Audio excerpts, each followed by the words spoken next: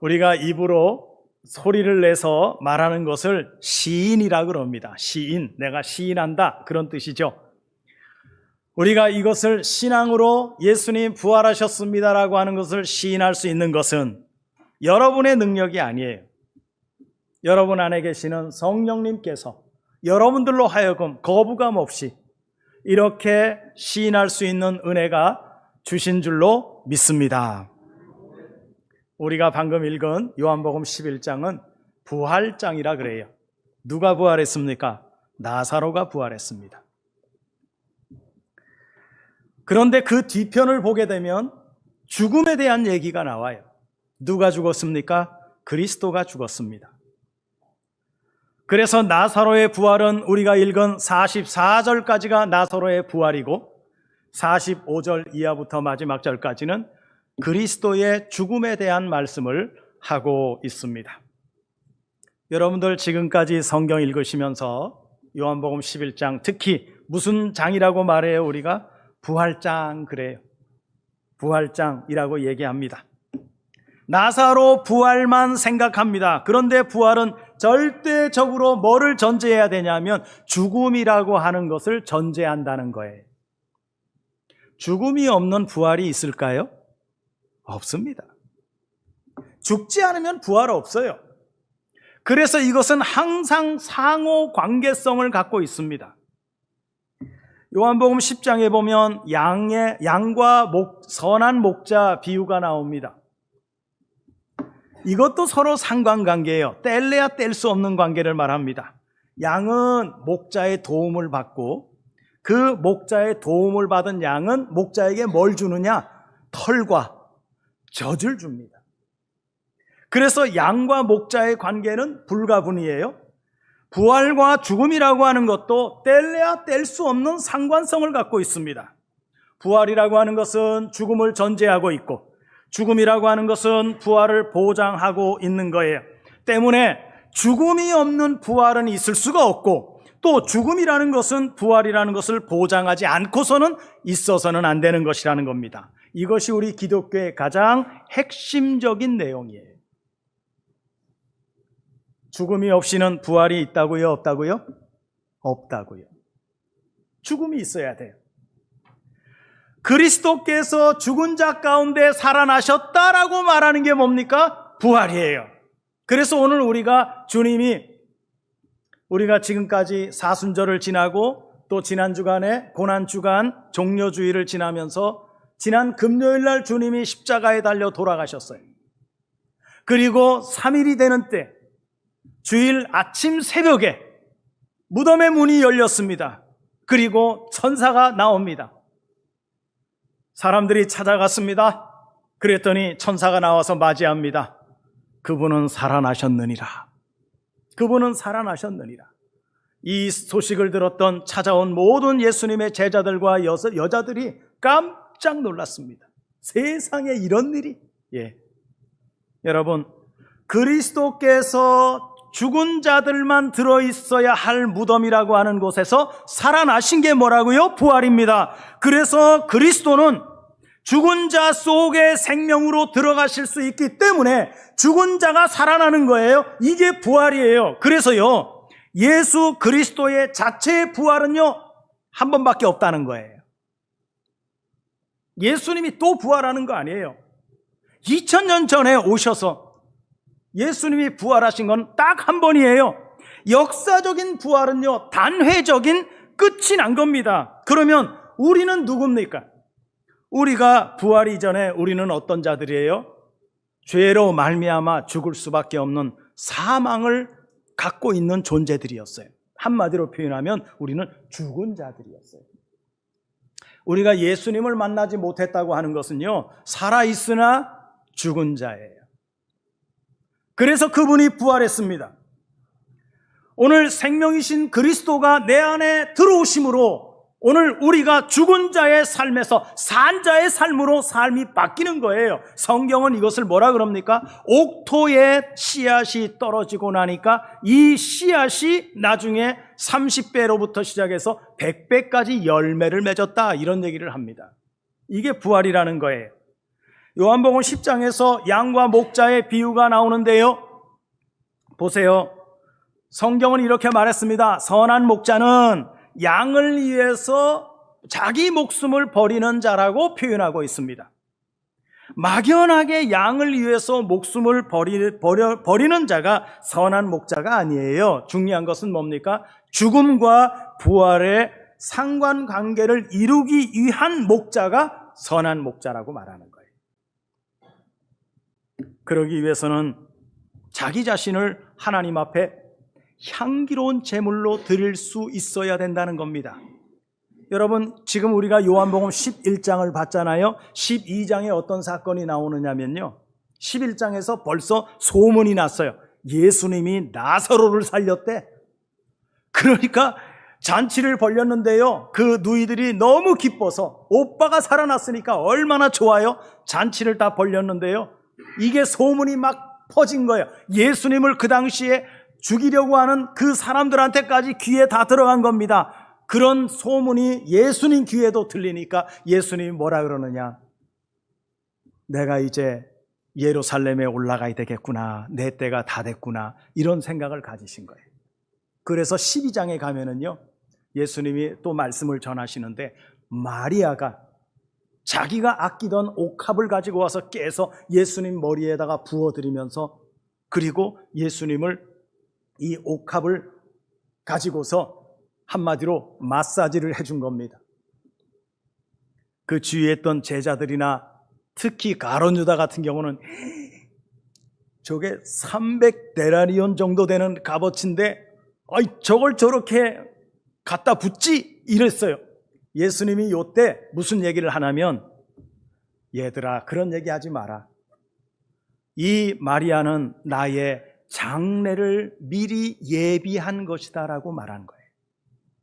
그래서 옥합 사건이 곧 예수님의 장례를 예비하는 거다. 제자들은 아무도 몰랐어요.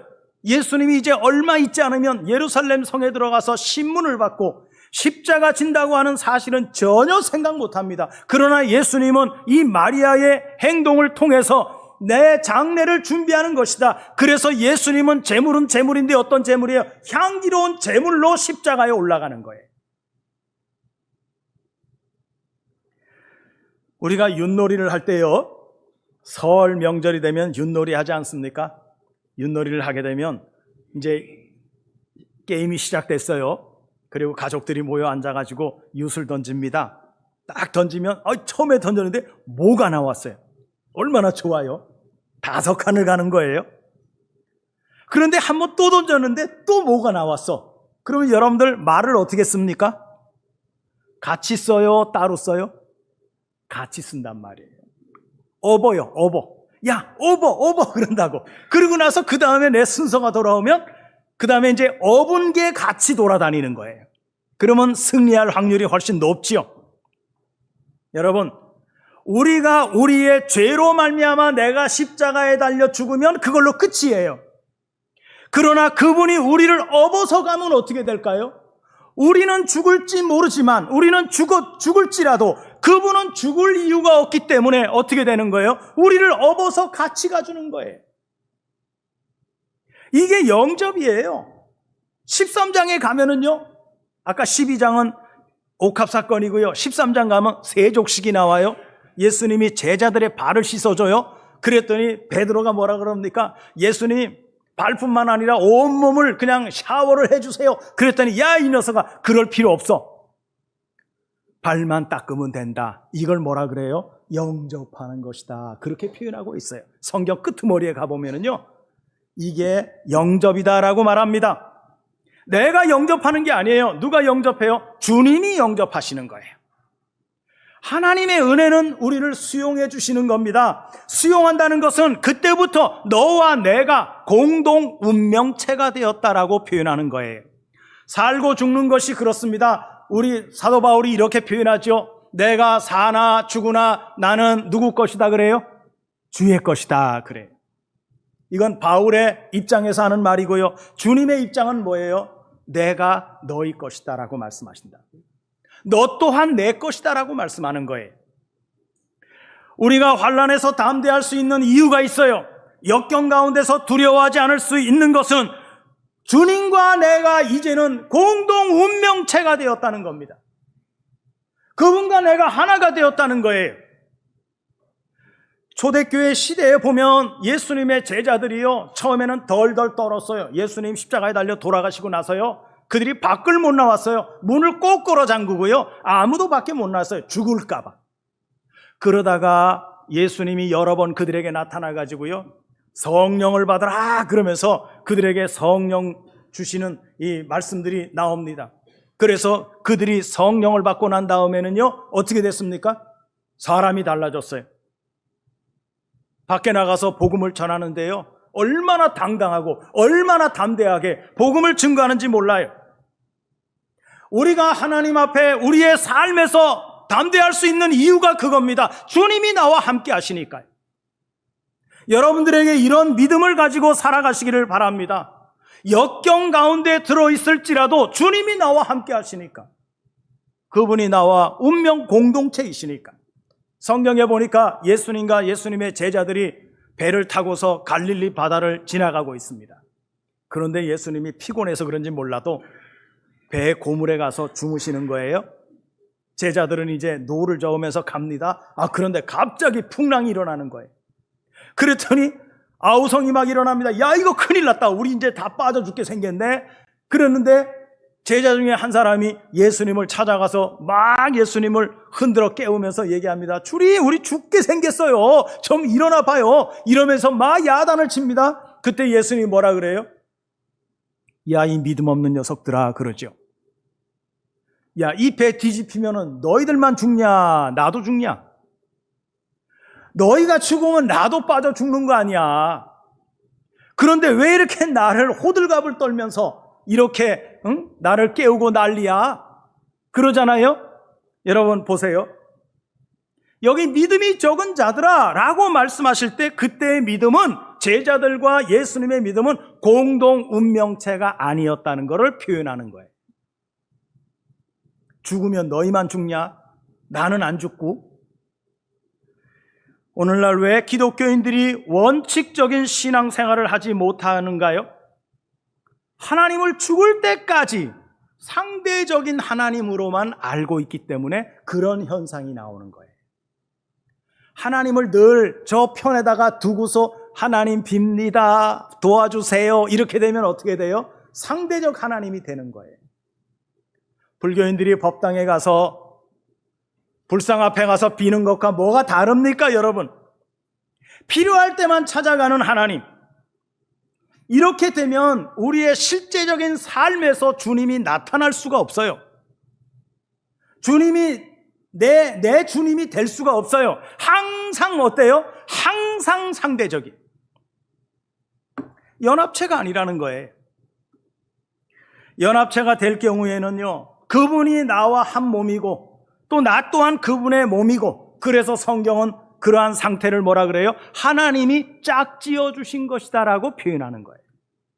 그래서 하나님이 짝지어 주신 것은 나눌 수 있다 그래요? 없다 그래요? 없다 그럽니다. 하나님이 짝지어 준 건 못 나눕니다. 하나님과 그런 연합체적 원리가 성립되어야 이웃관계에서도 그런 원리가 적용이 됩니다. 내 몸같이, 또 상대방이 내 몸같이 되는 거예요. 이것이 안 되면 어떻게 돼요? 분쟁이 나고 다툼이 생기는 거예요. 진리는 문자 그대로 뭡니까? 은혜라고 하는 사실입니다.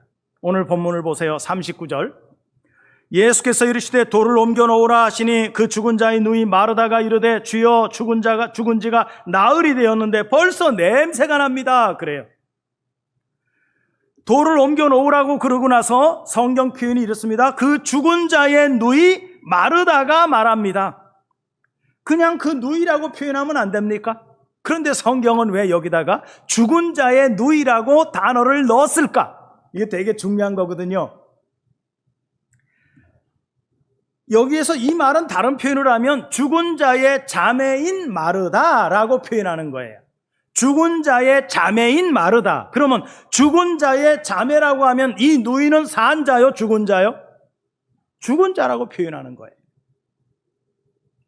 이 단어가 들어간 이유는 참 의미가 있는데요. 왜냐하면 그 누이 마르다는요, 이미 그 의식 속에요, 자기 오라비가 죽었다고 생각하고 있다는 거예요. 그게 뭡니까? 그게 죽은 자예요. 벌써 죽었는데 예수님 왜 이렇게 늦게 오셨어요? 좀 일찍 오시면 좀 좋아요. 죽은 다음에 와서 뭐 하려고요? 중요한 것은요, 부활이라고 하는 것은 우리의 의식에서부터 부활해야 된다는 것을 보여주는 거예요. 우리 의식에서부터 부활해야 된다.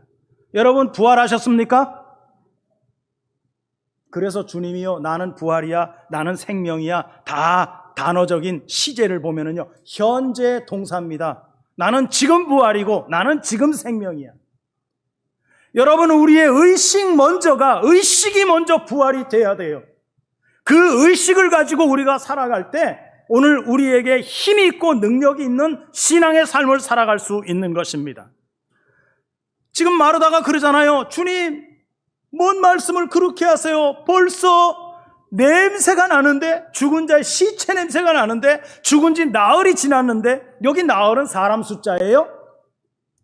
실질적인, 한번 여러분들에게 물어볼게요. 자, 요 상황에서요, 실질적으로 무덤에서 냄새가 나서 냄새가 난다 그럴까요? 아니면은 그 마르다의 생각 속에 죽었기 때문에 냄새가 난다고 그랬을까요?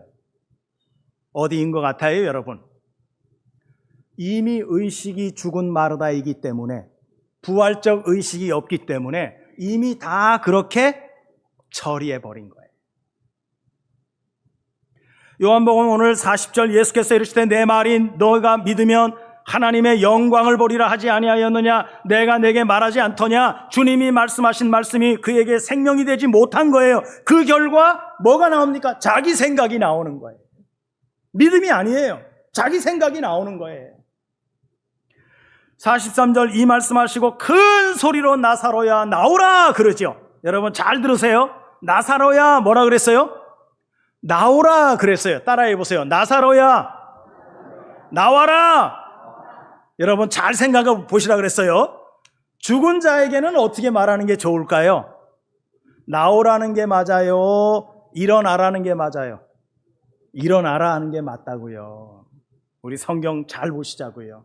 그런데 주님 뭐라 그래요? 나와라 그래요. 이 얘기는 뭡니까? 이미 나사로는 무덤 속에서 잠자고 있다고 하는 것을 말씀하는 거예요. 예수님이 그러잖아요. 죽은 거 아니야? 자고 있는데?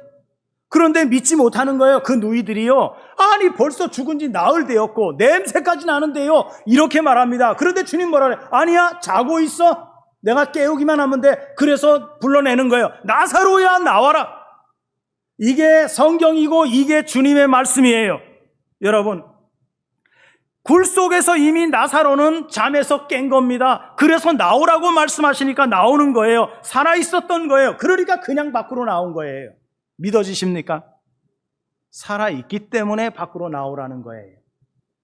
죽은 자라면 살아나야 된다고 말할 것이고 일어나야 된다고 말했을 것입니다. 이 자리에서 정말 믿어야 될 마리아 마르다는요, 못 믿었다는 거지요. 나사로는 이미 살아서 무덤 속에 있었고 밖으로 나오라 그러니까 걸어 나온 겁니다. 결국은 여러분 이게 뭘 얘기하는 거냐? 우리의 의식이 하나님의 역사를 막고 있었다는 거예요. 어떤 의식이에요? 여러분의 의식이에요. 세상 의식이에요. 그게 하나님의 역사를 막고 있었다는 겁니다. 그 의식이 결국은 뭐예요? 우리 믿음이라는 거예요.